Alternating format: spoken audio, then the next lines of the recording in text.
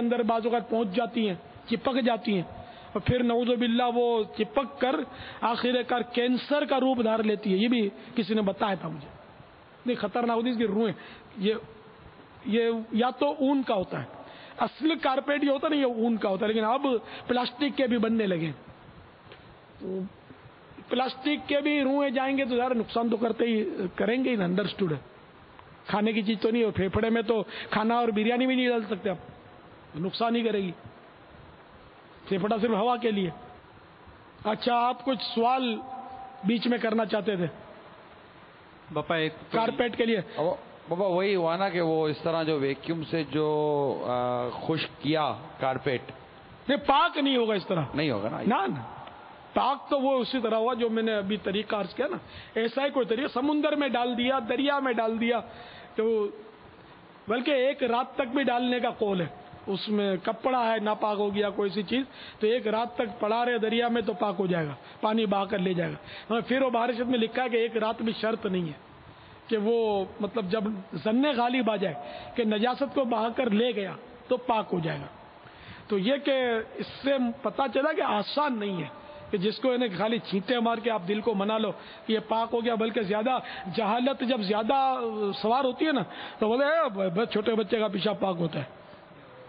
پھر بولتے ہیں یار مجبوری میں سب چلتا، اللہ معاف کرے گا. یار یہ کوئی جواب تو نہیں ہے نا. بچے کا دودھ بھی جو پاپا وہ گراتا ہے بچہ، ہاں بچہ دودھ پیتا ہے. جب دودھ پیتا بچہ، ایک دن کا بچہ ہے، اس کا بھی پیشاب ناپاک ہے، پلس اس نے دودھ پیا جیسے بچے نے، اور یہ میدے میں چلا گیا.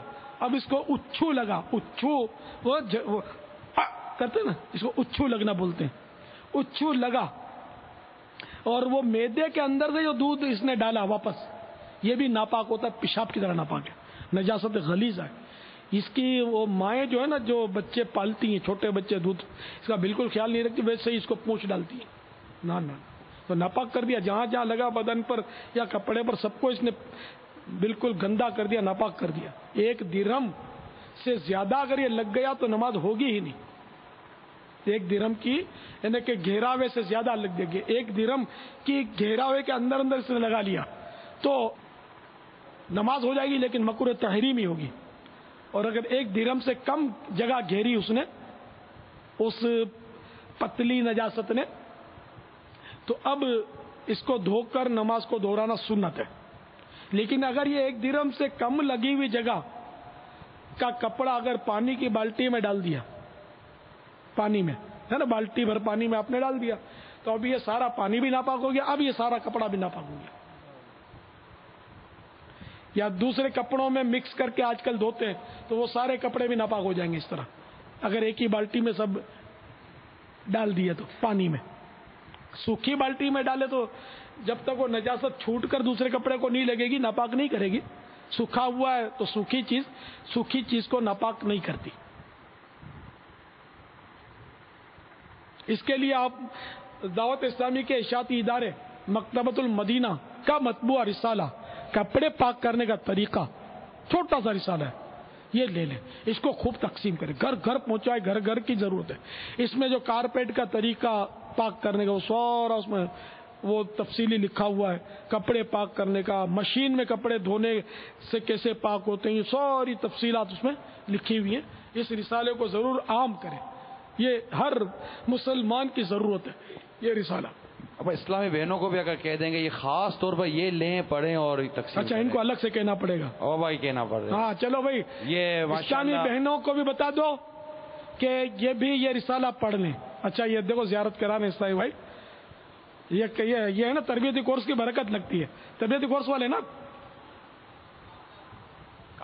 قافلہ کورس والے، سبحان اللہ، تو انہوں نے اٹھا کر رکھا ہے تو ماشاءاللہ یہ رسالہ انہوں نے لیا ہوا ہے. وہ تربیتی کورس کر لیں گے، یہ سیکھ لیں گے انشاءاللہ. انشاءاللہ امید ہے کبھی کہ اس میں تربیتی کورس کرنے والا یہ سیکھ لے گا. آج تو مدنی مذاکرے میں بھی دیکھو نا تربیتی کورس والا موجود ہے، انہوں نے سیکھ ہی لیا ہوگا. الحمدللہ بہت سارے صاحب نے سیکھ لیا، اور ادا مرشد والوں نے تو اپنے بوڈی چھپا دی بیچاروں نے. تو اب جس کے بھی آپ مرید ہو نا اس کی اداؤں کو اپنا لو یار.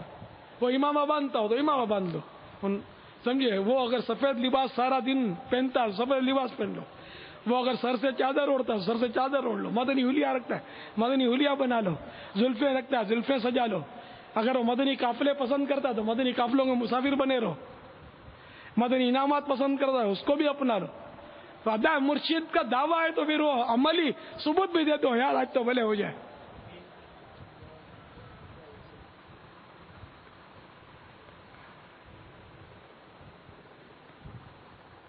نئے سال کا چاند مبارک۔ اچھا یہ ادا مرشد والے بھائی مجھے چاند مبارک بھی دے رہے ہیں، کس کو دے رہے ہیں؟ اچھا یہ پیارے باپا جان کو دے رہے ہیں، اور ڈویژن ادا مرشد یا مرشد جو بھی ہو ان کا اللہ کا بقیر۔ یار بقی والے کو تو پاسپورٹ بھی پھاڑ دینا چاہیے یار، بقی تو پھر سب کشتیاں جلا کے وہ جنت البقی، تو اب تو سارے وہ عمل کرنے کہ جو بقی کے اندر جا کر نیچے جا کر کام آئیں گے، قبر میں کام آئیں گے انشاءاللہ۔ یہ پاسپورٹ پھاڑ دیں گے ویسے میں نے وہ خوش طبعی کے لیے عرض کیا، واقعی نہیں پھاڑ دینا۔ وہ مدینے جا کر میں کبھی کبھی خوش طبعی کے طور پہ بولتا ہوں، کوئی بولتا نا بقی کی دعا کرو یا پاسپورٹ پھاڑ دو۔ اب بقی بھی جانا ہے، اب بقی بھی چاہیے، تاریخ بھی بالکل فکس ہے، جانے کی تیاریاں ہیں، خوب شاپنگ بھی ہو رہی ہے، بولتے ہیں مجھے جنت البقی چاہیے، تو یہ ذرا دونوں میل نہیں کھا رہی باتیں۔ تو بہرحال یہ کہ وہ رسالہ پڑھیں بھی اور سب کو تقسیم کریں، اسلامی بہنیں بھی اسلامی بہنوں میں تقسیم کریں، اس کو گھر گھر پہنچائیں، اپنے پڑوس میں محلے میں ایک ایک گھر میں اس کو پہنچا دیں، ڈال دیں اس میں۔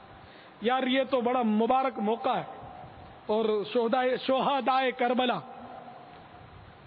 کے ایصال ثواب کے لیے یہ کر گزرے آپ رسالے بانٹیں، خوب یہ وہ نجاست کے خلاف اعلان جنگ کر دیں، طہارت کا جھنڈا اٹھا رہے ہیں، پاکیزگی انشاءاللہ۔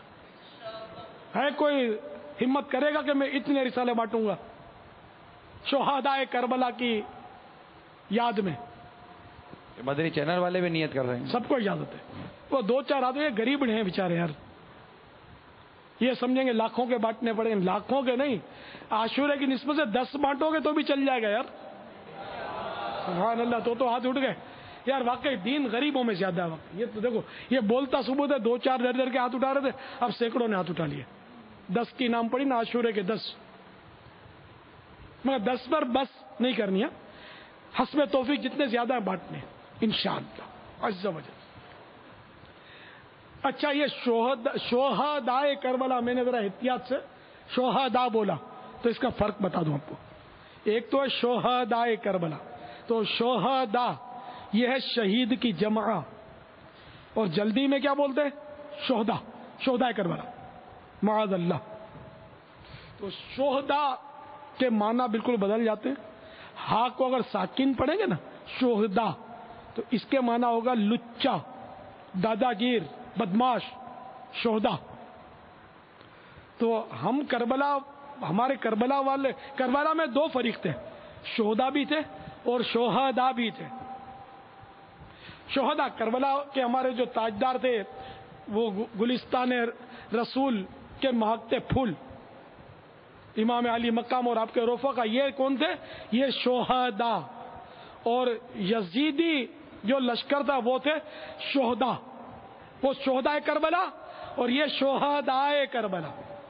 تو ہم شہدائے کربلا کو نہیں مانتے، ہم تو شہدائے کربلا کو مانتے ہیں،